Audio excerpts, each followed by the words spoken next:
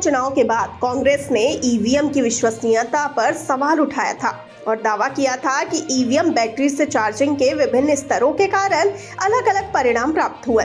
अपने जवाब में मेघवाल ने यह भी बताया कि आयोग ने मशीनों को रखने और उनकी आवाजाही के दौरान सख्त सुरक्षा प्रोटोकॉल के साथ कठोर और सुरक्षित प्रशासनिक प्रक्रियाएं लागू की हैं।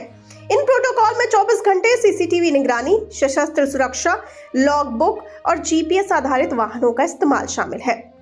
हरियाणा विधानसभा चुनाव के बाद से ईवीएम का मुद्दा एक बार फिर से गरमाया हुआ है।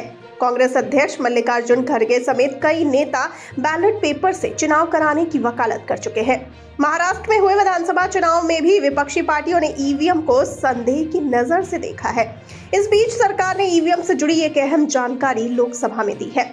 रिपोर्ट के मुताबिक सरकार ने लोकसभा में बताया कि ईवीएम पर सवाल उठाते हुए सुप्रीम कोर्ट और अलग अलग हाई कोर्ट में करीब 42 याचिकाएं दर्ज की गई हैं। हायर जुडिशरी ने बार बार कहा कि ईवीएम प्रामाणिक, भरोसेमंद और छेड़छाड़ रहित है। ईवीएम के साथ छेड़छाड़ और हैकिंग को रोकने के लिए सुरक्षा उपायों को लेकर किए गए एक सवाल के जवाब में कानून मंत्री अर्जुन राम मेघवाल ने कहा कि चुनाव आयोग के अनुसार ईवीएम एक स्टैंड अलोन मशीन है जिसमें रेडियो फ्रीक्वेंसी संचार क्षमता नहीं है, इसीलिए यह वायरलेस, ब्लूटूथ और वाईफाई के जरिए संचार नहीं कर सकती है। मंत्री ने आगे कहा कि ईवीएम मशीन किसी भी छेड़छाड़ या हेरफेर को रोकने के लिए इलेक्ट्रॉनिक रूप से सुरक्षित है।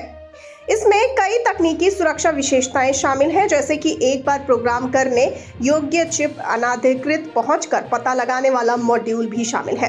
दरअसल हरियाणा विधानसभा चुनाव के बाद कांग्रेस ने ईवीएम की विश्वसनीयता पर सवाल उठाया था और दावा किया था कि ईवीएम की बैटरी में अलग अलग लेवल की चार्जिंग से अलग अलग परिणाम मिलते हैं।